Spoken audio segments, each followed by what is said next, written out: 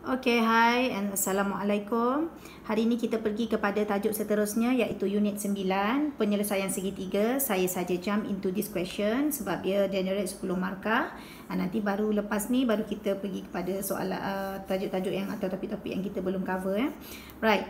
Apa itu penyelesaian segitiga? Penyelesaian segitiga yang kita akan belajar untuk ADMAT kali ini adalah alternatif ataupun lebih menyenangkan daripada apa yang kita dah belajar, summary kepada yang kita dah belajar daripada form 1 sampai form 4 according to the segitiga, macam nak cari sudut, macam mana nak cari sisi dan juga macam mana nak cari luas bagi segitiga. Okey, sekarang ni kita pergi dulu kepada asas dulu dalam penyelesaian segitiga, apa yang perlu awak tahu sebelum kita pergi kepada formula-formula yang akan kita gunakan dalam segitiga. Dalam penyelesaian segitiga, okay, saya tunjukkan ke awak, ni satu segitiga yang mana dia ada sudut A, sudut B dan juga sudut C. Okey, yang huruf besar ini kita panggil dia sebagai sudut lah. Ni sudut, di sudut segitiga ni awak dah tahulah, ini asas. Yang mana sudut ini dia mempunyai sisi. Di mana sisi dia? Sisi dia adalah yang bertentangan. Yang huruf besar adalah sudut, yang huruf kecil adalah sisi. Bertentangan dengan dia. Okey? Itu adalah sisinya. Baik, kita pergi kepada formula bagi penyelesaian segitiga. Formula penyelesaian segitiga ada dua, iaitu petua sinus dan juga petua cosinus. Kita pergi kepada petua sinus dahulu. Okey, dalam petua sinus ini kita ada formula yang akan kita gunakan, iaitu A per sin A sama dengan B per sin B sama dengan C per sin C. Bear in mind yang huruf kecil ini adalah dia punya sisi, yang huruf besar bawah ini yang ada sin trigo ni, ini adalah kita punya sudut. Okey, tetapi awak boleh tukar sudut ini kepada sin A per A. Contohnya macam ni. Sin A per A sama dengan sin B per dengan B sama dengan sin C per dengan C. Boleh tukar macam ini. Okey, dengan syarat atas sin sebelahnya pun sin, bawah sisi sebelahnya pun sisi. Formula kita yang ni atas sisi, bawah, atas sisi, bawah sudut, bawah, di bawahnya sudut kedua-duanya. Okey, selepas itu kita tengok pula bila kita boleh guna petua sinus ini. Tengok di bawah. Kita boleh guna petua sinus ini apabila dia beri satu segitiga yang mana dia beri dua sudut dan satu sisi. Dia beri dua sudut dan satu sisi. Okey, ini segitiga kita. Sini A, sini B, sini C, dia bagi sini 70 darjah, dia bagi sini 60 darjah. Contohnya dua sudut dan juga satu sisi. Dia bagi di mana-mana satu sisi, 8 cm. Kita boleh guna petua sin. Okey, maklumatnya diberi situ. Yang kedua, dia bagi dua sisi dan satu sudut bukan kandung. Dua sisi dan satu sudut bukan kandung. Lagi satu segitiga, dia bagi awak dua sisi. Sini P, sini Q, sini R. Dua sisi dia bagi sini 10 cm, sini 8 cm dan satu sudut bukan kandung, contohnya di sini. Ini sudut bukan kandung. Ini pun sudut bukan kandung. Tapi dia bagi salah satu je lah, tak ada bagi dua-dua. Cuma saya nak tunjukkan yang mana sudut bukan kandung, ini dengan ini sudut bukan kandung. Tetapi yang ini sudut kandung. Kenapa namanya sudut kandung? Sebab dia terkandung dalam dua sisi yang diberi. Dia terapit, dia tersepit di antara dua sisi.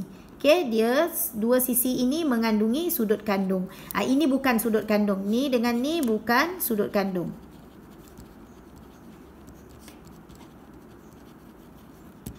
Okey? Right, faham di situ. Baik. Saya terus pergi kepada kes berambiguiti. Okay, dalam sin, petua sin kita boleh kita akan berjumpa dengan kes berambiguiti. Yang mana kes berambiguiti ini dia punya syarat macam ni, saya tunjukkan.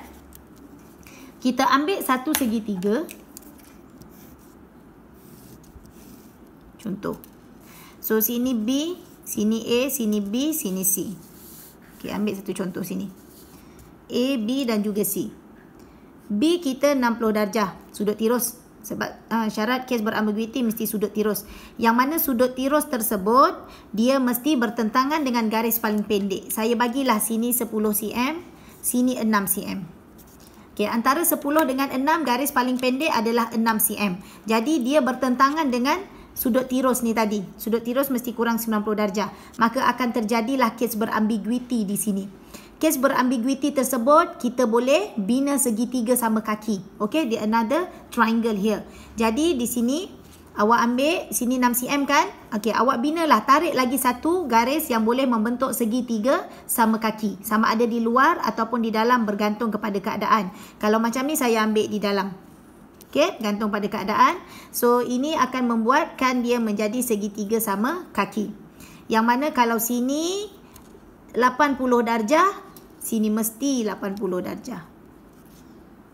Okay, jadi 80 darjah tersebut, sini 110, berapa? 100 darjah lah, sebab total dia 180 kan garis ni. Okay, sini A pergi C yang lama. Sisi yang sama, A pergi C tanda. Kita buatlah C tanda sebab dia yang baru. Jadi biasanya dalam kes berambiguiti, dia minta segitiga yang lain bentuk daripada segitiga asal. Jadi ambillah yang baru ni, A pergi C tanda yang baru ni, awak garis lakar saja, tak perlu pun macam exactly the same. Okay, tarik sini, ambillah pembaris ya, kena guna pembaris. Jadi sini jadi B tanda, sini C tanda, sini A tanda. Ambillah sini 6 cm, maklumat dia sini 60 darjah. Cukup untuk buat kes berambiguiti. Okey, jadi kita nak bina lagi satu segitiga. Alright, so yang ini 100 lah, 100 darjah yang ni tadi.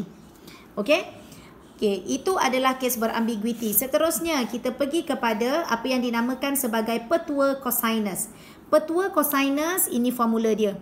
A kuasa 2 sama dengan B kuasa 2 tambah C kuasa 2 tolak 2 BC cos A. Ingat, kalau depan dia sisi A besar, belakang A kecil, belakang mesti sudut dia A besar. Kalau depan B kecil, belakang ni B besar.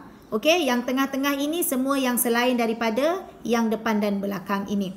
Bila kita nak gunakan petua cosinus, kita gunakan petua cosinus atau cosine rule apabila dia beri dua sisi dan sudut kandung, satu sudut kandung. Okey, ni ada satu ni tertinggal dan satu sudut kandung. Okey, kat mana sudut kandung kita tadi? Sudut kandung kita tadi yang saya tunjuk ni, kat tengah ni. Dia bagi dua sisi, satu sudut, sudut tersebut adalah sudut kandung di sini. Maka gunalah cosine rule. Okey, lagi satu bila pula syarat dia? Okey, lagi satu kalau awak jumpa diberi 3 sisi langsung tak ada sudut, maka awak bolehlah guna petua cosinus. Okey. Right, lagi satu dalam penyelesaian segitiga for the last, kita akan belajar luas segitiga. Sebelum ni awak cari luas segitiga setengah darab tapak, darab tinggi, cari tapak dia berapa, cari tinggi dia berapa, and then selesaikan. Boleh, tak ada masalah. Dalam sini pun kita ada formula yang baru lebih mudah untuk kita aplikasikan, iaitu A sama dengan 1/2 AB sin C. Okay, macam biasalah, A dengan B ni adalah sisi, C ni adalah dia punya sudut. Kalau awak nak tukar AC sin B boleh, ataupun BC sin A pun tak ada masalah. Right? Okey, jadi ini pengenalan kepada penyelesaian segitiga. Nanti saya akan buat video untuk, saya akan terus masuk kepada soalan penyelesaian segitiga dan kita selesaikan. Okey, jumpa lagi seterusnya. Assalamualaikum and bye.